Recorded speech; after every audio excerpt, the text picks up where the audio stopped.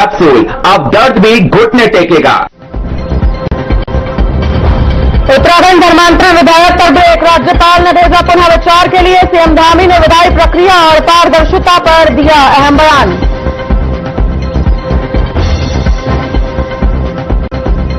Cabinet मंत्री गणेश जोशी ने अपने कार्यालय में जन सुनवाई कर लोगों की समस्याएं सुनी, कई मामलों का मौके पर किया समाधान।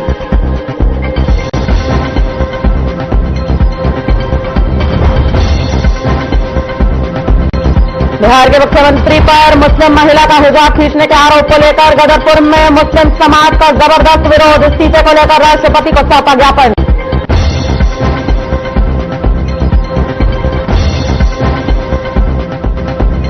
राज्य कर्मचारियों की संपत्ति व बैंक विवरण के आदेश पर उठे सवाल, अमल में लापरवाही पर हाईकोर्ट सख्त, मुख्य सचिव और प्रमुख सचिव हुए तलब।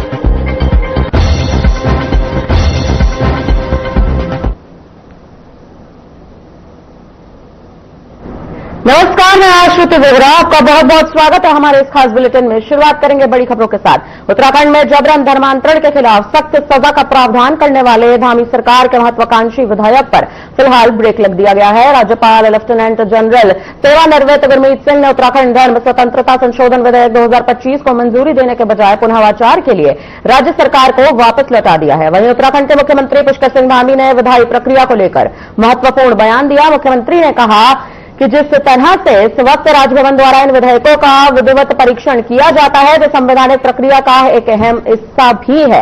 बताते चले कि उन्होंने इस बात को स्पष्ट कर दिया है कि यदि परीक्षण के दौरान किसी विधेयक में सुधार या संशोधन की आवश्यकता होती है तो राजभवन उसे वापस भेज दिया जाता है। ऐसे मामलों में सरकार संबंधित सुधारों को शामिल करे और पुनः विधेयक को राजभवन भी भेजती है।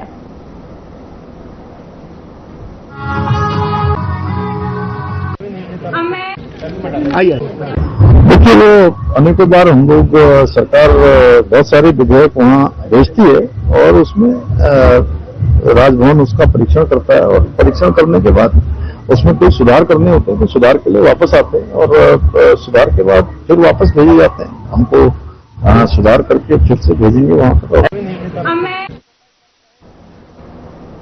कैबिनेट मंत्री गणेश जोशी ने अपने कैंप कार्यालय में जन सुनवाई कार्यक्रम को आयोजित किया। इस दौरान दूर दराज के ग्रामीण क्षेत्रों का भी दौरा उन्होंने किया। आपको बताते चले, गणेश जोशी ने अपने कैंप कार्यालय में जन सुनवाई कार्यक्रम का आयोजन किया है। ग्रामीण क्षेत्रों और शहर के विभिन्न इलाकों से आए लोगों ने अपनी समस्याएं रखी। जन सुनवाई में शिक्षा, स्वास्थ्य, सड़क, बिजली, पेयजल, पेंशन, आवास और अन्य सामाजिक कल्याण योजनाओं से जुड़ी शिकायतें सामने आई। मंत्री ने सभी फरियादों की बात ध्यान से सुनी, कई मामलों का समाधान मौके पर किया। जो समस्याएं तुरंत हल नहीं हो सकी उनके लिए मंत्री ने संबंधित विभागों के अधिकारियों को जरूरी निर्देश दिए। अधिकारियों को तय समय सीमा के भीतर सभी लंबित समस्याओं का त्वरित और प्रभावी समाधान करने के भी निर्देश पारित किए गए।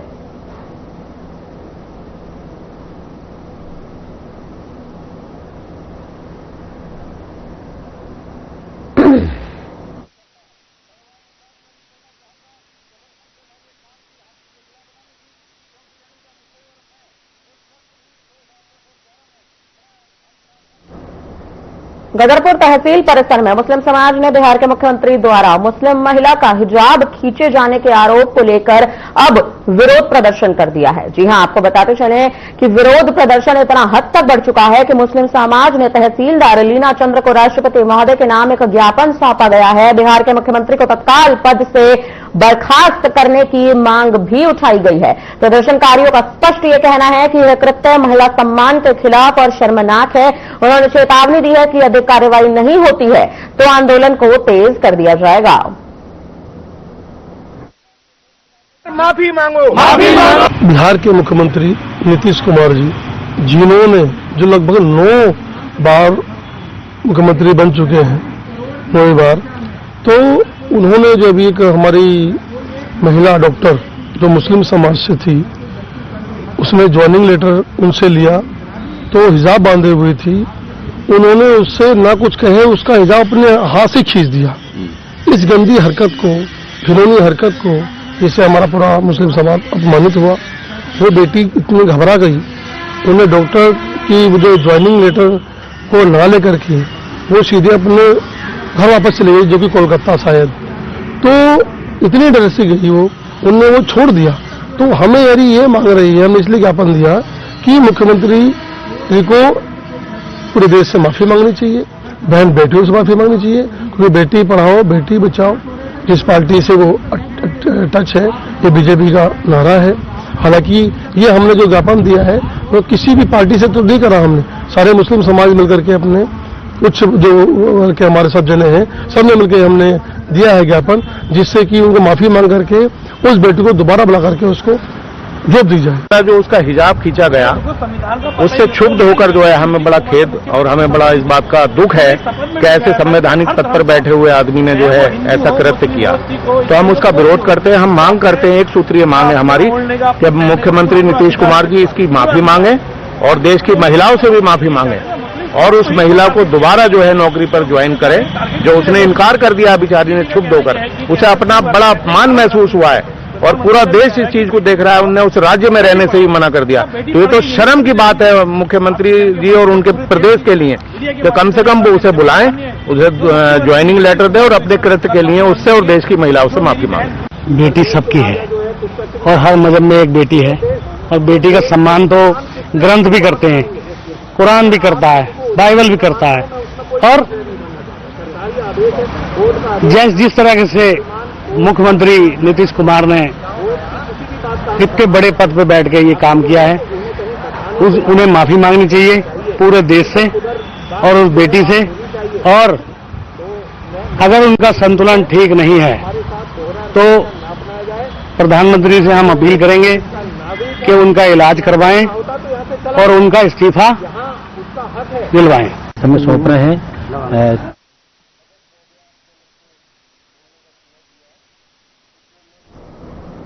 उत्तराखंड हाईकोर्ट के उस आदेश पर अब सवाल खड़े हो गए हैं जिसमें सभी राज्य कर्मचारियों को अपनी चल और अचल संपत्ति यानी कि बैंक बैलेंस और सामाजिक संगठनों की सदस्यता का ब्यौरा देना अनिवार्य कर दिया गया था। आपको बताते चलें कि आदेश के अनुपालन में शासनादेश तो जारी भी हो चुका है, लेकिन अभी तक आदेशों को अमल में नहीं लाया गया है। इसी गंभीर लापरवाही को देखते हुए हाईकोर्ट ने मुख्य सचिव और प्रमुख सचिव को तलब कर सख्त रुख अपना लिया है। देखिए, हाईकोर्ट का आदेश था और हाईकोर्ट के आदेश के अनुपालन में शासनादेश भी जारी हुआ था। अब वो किस तरीके से जारी हुआ था कि उस पर अमल नहीं हुआ और हाईकोर्ट ने आदेश दिया था कि जितने भी राज्य के कर्मचारी हैं उन्हें अपनी संपत्ति, चल अचल संपत्ति और जो क्या बैंक बैलेंस है उसका ब्यौरा देना पड़ेगा और अपने परिवार के सदस्यों का भी देना पड़ेगा। तो ये जो शासनादेश था शायद इसका क्रियान्वयन नहीं हुआ जितनी सीरियसली होना चाहिए था। यही वजह है कि हाईकोर्ट ने प्रमुख सचिव जो है उनको, मुख्य सचिव जो है उनको तलब करने का जो है कार्य किया है। और बिल्कुल मुझे लगता है कि हाईकोर्ट तो सख्त है भ्रष्टाचार के खिलाफ, लेकिन जो सरकार है जो प्रदेश में बैठी है उसका नजरिया, उसका जो रवैया है वो ढीलम ढाला है भ्रष्टाचार के खिलाफ। क्योंकि अगर इन्हें पता है कि अगर अधिकारियों की संपत्ति सामने आएगी, अधिकारियों की और राज्य कर्मचारियों का सच सामने आएगा तो इनका सच भी पीछे नहीं रह जाएगा। क्योंकि इनके खुद के मंत्री गणेश जोशी जी के खिलाफ आपने देखा आय से अधिक संपत्ति का मामला है, इनके पूर्व मुख्यमंत्रियों के खिलाफ घोटालों का मामला है, खुद धामी जी को जो है खनन माफिया का कहने का कार्य इनके मुख्यमंत्री और इनके विधायक करते हैं। तो यही वजह है कि अनुपालन नहीं किया जा रहा है हाईकोर्ट के आदेश का। अब हाईकोर्ट के आदेश का अनुपालन नहीं होगा तो मंत्री और मुख्यमंत्री महोदय तो जाएंगे नहीं, जाहिर सी बात है कि अधिकारी जाएगा। यही वजह है कि मुख्य सचिव को तलब करने का कार्य कोर्ट ने किया।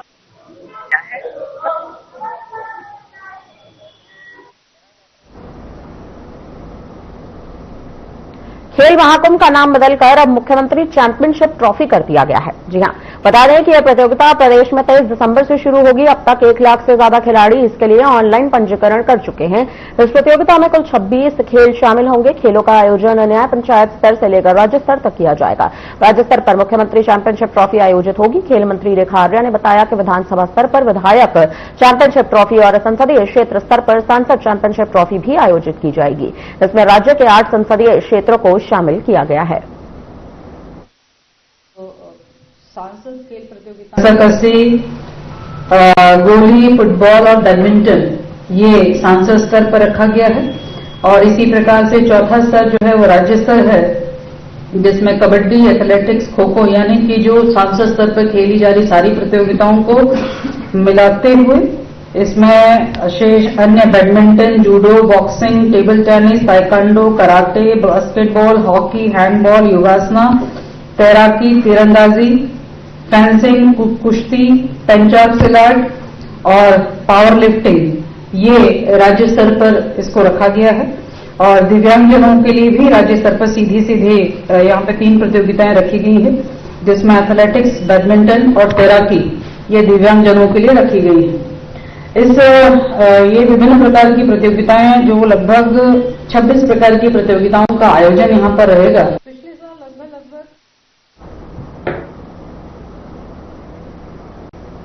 लालकुआं विधानसभा में स्वास्थ्य सेवाओं की बदहाली को लेकर भारतीय जनता पार्टी और कांग्रेस आमने सामने आ चुके हैं। तो वहीं कांग्रेस युवा नेता और किसान कांग्रेस के प्रदेश सचिव हेमवती नंदन दुर्गापाल ने प्रदेश की डबल इंजन सरकार यानी कि बीजेपी सरकार पर तीखा हमला बोला है। कहा है कि लालकुआं क्षेत्र में चरमराई स्वास्थ्य व्यवस्था को दुरुस्त करने में सरकार पूरी तरह से विफल साबित हो चुकी है, जिस पर बीजेपी के पूर्व विधायक नवीन चंद्र दुमका ने कांग्रेस के आरोपों को सिरे से खारिज करते हुए कहा कि हमें सरकार के कार्यकाल को स्वास्थ्य सेवाओं के लिहाज से ऐतिहासिक बदलाव वाला बता दिया गया है।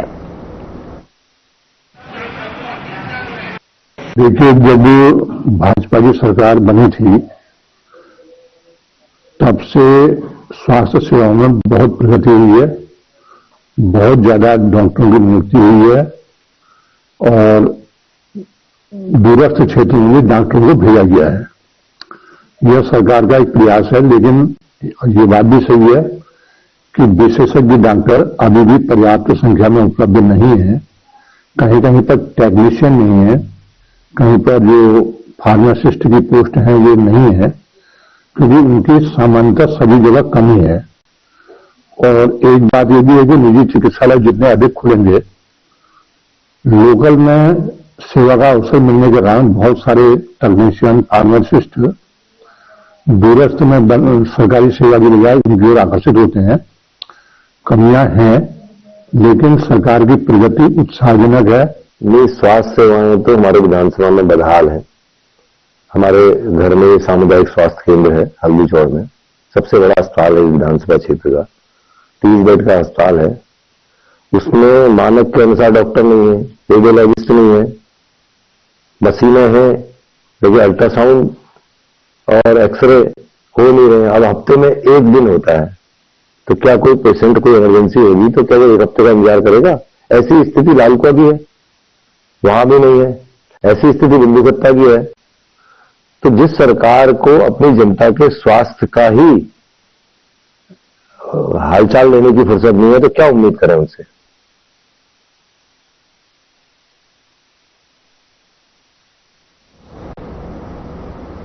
वरिष्ठ कांग्रेसी नेता और पूर्व कैबिनेट मंत्री सुरेंद्र सिंह नेगी का बयान सामने आ चुका है, जिसमें उन्होंने साफ तौर पर कहा है कि मौजूदा सरकार ने प्रदेश में जिस तरह का माहौल खड़ा किया है, उसको देखते हुए कांग्रेस को बहुत काम करने की जरूरत है। तमाम सरकारें चल रही हैं, उन्होंने जो एक विषाक्त माहौल तैयार करके उनके दिमागों के अंदर घुसा रखा है, मन के अंदर घुसा रखा है, पहले उसको बाहर निकालने की आवश्यकता होगी और उनको यह एहसास दिलाना होगा कि हमारे वो 10 साल और इनके ये 11 साल में कहां पर हम थे, कहां पर है। जो कुछ योजनाएं हम लोगों ने स्वीकृत करवाई थी रोक दी गई है या उनको डायवर्ट करने का प्रयास किया जा रहा है। तो ये कह सकते हैं कि ये हमारे लिए चुनौती का एक समय है और हर व्यक्ति को, हर पदाधिकारी को, जिन लोगों को भी जिम्मेदारियां दी गई है, उनको बहुत बहुत बहुत काम करना होगा। वक्फ की संपत्तियों को वेब पोर्टल उम्मीद में रजिस्ट्रेशन करवाने की तिथि को बढ़ा दिया गया है। बताते चले कि कुछ कारणों से कुल 20% की संपत्तियों के रजिस्ट्रेशन ही हो पाए थे, जिसके चलते रजिस्ट्रेशन प्रक्रिया के समय को बढ़ाने के लिए वक्फ बोर्ड ने सुप्रीम कोर्ट से और अधिक समय की मांग की थी, जिस पर शाहबाज शम्स ने बताया था कि सुप्रीम कोर्ट ने स्टेट ट्रिब्यूनल ने संपत्तियों को दर्ज करने के लिए निर्देश दिए गए हैं।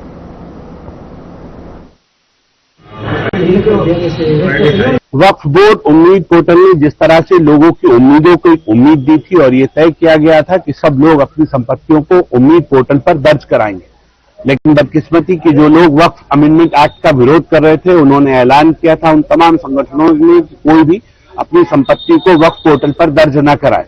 लेकिन लगभग 4.5 महीने बीत जाने के बाद उनकी आंख खुली और उनको एहसास हुआ कि उनसे गलती हो गई है और उम्मीद पोर्टल पर संपत्तियां दर्ज करानी चाहिए।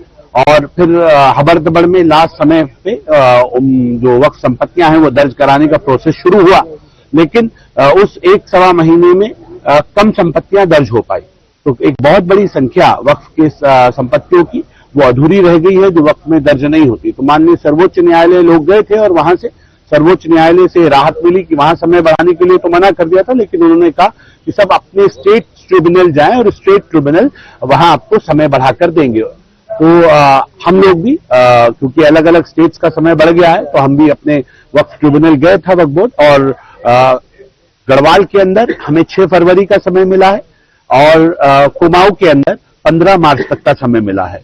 और अब ये समय हम उम्मीद कर रहे हैं 1-2 दिन के अंदर हम दिल्ली जा रहे हैं और CWC के अंदर माननीय अल्पसंख्यक कल्याण मंत्रालय जो सेंट्रल वक्फ काउंसिल है वहां अनुरोध करेंगे कि जल्दी से जल्दी हमारा भी जो वक्फ पोर्टल है वो ओपन हो जाए, जिससे लोग जो संपत्तियां रह गई हैं उन्हें दर्ज कर सकें।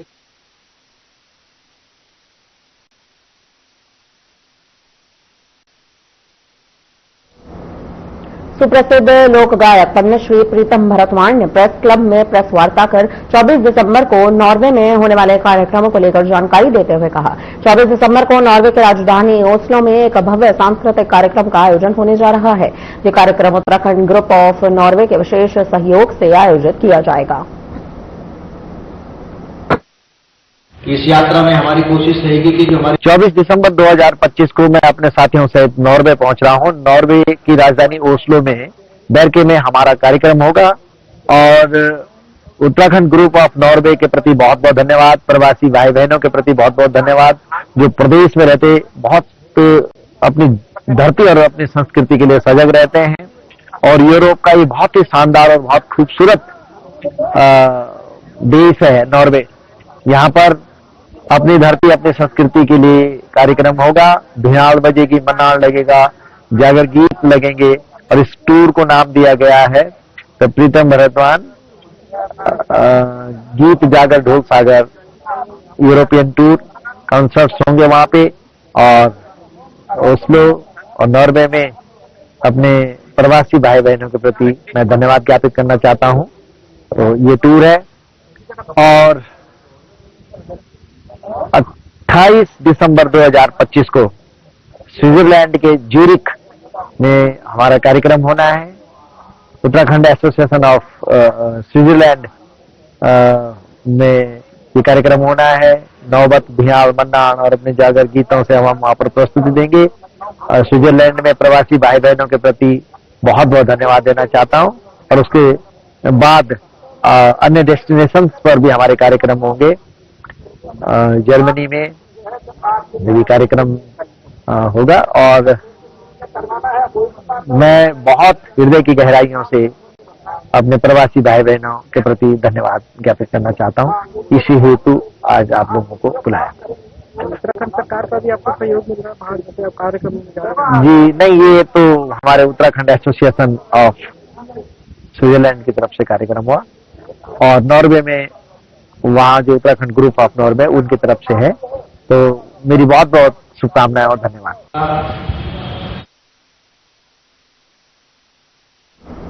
देहरादून के विकासखंड रायपुर अंतर्गत ग्राम पंचायत मालदेवता की रेखा चौहान ने आखिरकार इस बात को साबित कर दिया है कि अगर हौसला हो, कौशल हो और सही मार्गदर्शन हो तो महिलाएं किसी भी क्षेत्र में पीछे नहीं रहती। बताते चले कि मुख्यमंत्री पुष्कर सिंह धामी द्वारा संचालित विमेन जन कल्याणकारी योजनाओं से जुड़कर रेखा चौहान ने अपने जीवन को नई दिशा दी है।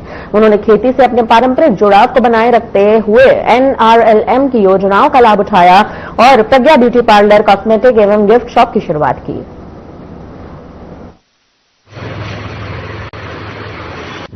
नमस्कार, मेरा नाम रेखा चौहान है। मैं ग्राम मालदेवता से हूँ और मैं स्वयं सहायता समूह से जुड़ी हुई हूँ जो कि NRLM के द्वारा चलता है और मैं अपने समूह में कोषाध्यक्ष हूँ। अभी देखा जाए तो स्वयं सहायता समूह या जो NRLM है वो हम लोगों की बहुत मदद कर रहा है। देख सकते हैं कि मैंने एक छोटी सेक्शन में कॉस्मेटिक, कपड़ों का या फिर मेरा पार्लर जो है, ये सब मैं अपने समूह के थ्रू ही थोड़ा थोड़ा करके चलाती हूँ, जिसके लिए मैं NRLM का तो बहुत बहुत धन्यवाद करती हूँ और पुष्कर सिंह धामी जी का भी बहुत धन्यवाद करती हूँ, क्योंकि इन्हीं लोगों की मेहनत से और हम लोगों की मदद हो पा रही है। जो ग्रामीण महिलाएं जो बाहर नहीं निकल पा रही थी, वो आज हर जगह हर काम में सबसे आगे बढ़ रही है। रेखा चौहान हमारी स्वयं सहायता समूह से जुड़ी महिला है। इन्होंने अभी अपना लेटेस्ट कॉस्मेटिक्स का एक शॉप ओपन किया है और पिछले 2 साल से इन्होंने उसमें प्रत्येक वर्ष 1-1 लाख रुपए करके 2 लाख कुल बैंक से लोन प्राप्त किया है और इस वर्ष उन्होंने CIF का पैसा 50,000 रुपए भी लिया है, जिसके माध्यम से उन्होंने अपनी एक कॉस्मेटिक शॉप, जिसमें वो पार्लर का काम भी करती हैं, और कुछ उन्होंने इस बार वुलन कपड़ों का भी काम उसमें शुरू किया है और लगभग 20 से 25,000 रुपए महीना उनकी सेल हो जा रही है। तो हमारा एक इसमें NRLM में लखपति दीदी बनाने का एक टारगेट है। हम सारी महिलाओं को लखपति बनाने की प्रयासरत हैं और इसी फोल्ड में और इसी लक्ष्य को पूरा करने हेतु हम महिलाओं का आजीविका से जोड़ रहे हैं। और रेखा चौहान हमारी जो महिला है, इन्होंने भी इसी से अपना व्यवसाय शुरू किया है और अपनी अर्निंग कर रही है।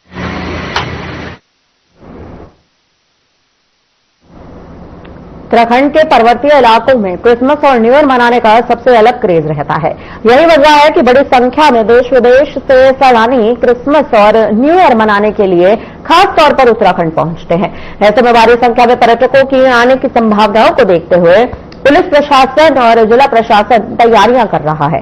इस बार शराब पीकर गाड़ी चलाने वालों पर भी पूरी पैनी नजर रखी जाएगी। इसकी जानकारी देहरादून SP ट्रैफिक लोकजीत सिंह ने खुद दी है। उन्होंने कहा कि ड्रिंक एंड ड्राइव पर लगातार काम चल रहा है। हाँ, देखिए, ड्रिंक एंड ड्राइव पे हमारा लगातार काम चल रहा है। थाना पुलिस और ट्रैफिक पुलिस दोनों अलग अलग लेवल पर अपनी चेकिंग अभियान पर डे हम चलाते हैं और उसमें लगातार कार्रवाई हो रही है। और ये जो आने वाला सीजन है, इसमें इसकी अल्कोहल की प्रवृत्ति और ज्यादा न बढ़े सड़कों पर और कोई एक्सीडेंट्स का संभावना न हो, इसको लेकर हम अतिरिक्त चेकिंग टीम इस बार लगाएंगे।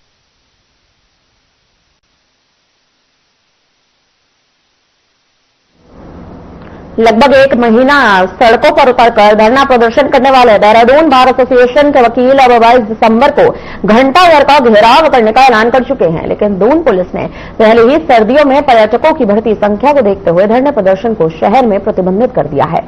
ऐसे में बार एसोसिएशन देहरादून के अध्यक्ष मनमोहन कंडवाल ने स्पष्ट कर दिया है कि या तो सरकार उनकी मांगों को पूरा करने का काम करे, नहीं तो फिर 22 दिसंबर का घंटा घर घेराव होकर रहेगा।